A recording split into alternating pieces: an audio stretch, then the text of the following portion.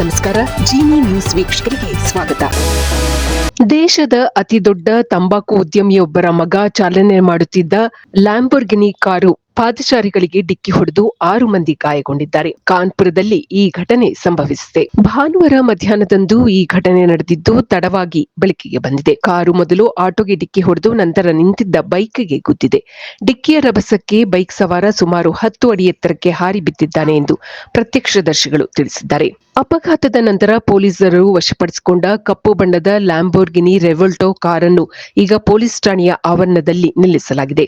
ಆದರೆ ಅಲ್ಲಿನ ದೃಶ್ಯಗಳು ಸಾಮಾನ್ಯ ಪೊಲೀಸ್ ಪ್ರಕ್ರಿಯೆಗಿಂತ ಭಿನ್ನವಾಗಿದೆ. ಕೋಟ್ಯಾಂತರ ರೂಪಾಯಿ ಬೆಲೆ ಬಾಳುವ ಈ ಕಾರನ್ನು ಯಾರಿಗೂ ಕಾಣಿಸದಂತೆ ಕಪ್ಪು ಬಟ್ಟೆಯಿಂದ ಪೂರ್ತಿಯಾಗಿ ಮುಚ್ಚಲಾಗಿದೆ. ಇದು ಮಾಧ್ಯಮಗಳ ಕಣ್ಣಿನಿಂದ ಕಾರಿನ ಗುರುತನ್ನು ಮರೆಮಾಚುವ ಪ್ರಯತ್ನ ಎಂದು ಸಾರ್ವಜನಿಕರು ಆರೋಪಿಸುತ್ತಿದ್ದಾರೆ. ಪೊಲೀಸ್ ಠಾಣೆಯ ಆವರಣದೊಳಗೆ ಪೊಲೀಸರಿಗಿಂತ ಹೆಚ್ಚಾಗಿ ಆರೋಪಿ ಶಿವಂ ಮಿಶ್ರಾ ಅವರ ಕುಟುಂಬ ನೇಮಿಸಿರುವ ಖಾಸಗಿ ಬೌನ್ಸರ್ಗಳು ಕಾರನ್ನು ಕಾವಲು ಕಾಯುತ್ತಿದ್ದಾರೆ. ಸಾರ್ವಜನಿಕರು ಅಥವಾ ಸಂತ್ರಸ್ತರು ಕಾರಿನ ಹತ್ತಿರ ಹೋಗದಂತೆ ಇವರು ತಡೆಯುತ್ತಿದ್ದಾರೆ. ಆರೋಪಿ ಪ್ರಭಾವಿ ಉದ್ಯಮಿಯ ಮಗನಾಗಿರುವುದರಿಂದ ಪೊಲೀಸರು ಅವರಿಗೆ ರಾಜಾತಿಥ್ಯ ನೀಡುತ್ತಿದ್ದಾರೆ.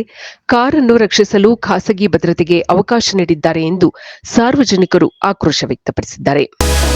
ಇದು ಈ ದಿನದ ನಿರಂತರ ಸುದ್ದಿಗಳಿಗಾಗಿ ವೀಕ್ಷಿಸುತ್ತಿರಿ ಜೀನಿ ನ್ಯೂಸ್. ನಮಸ್ಕಾರ.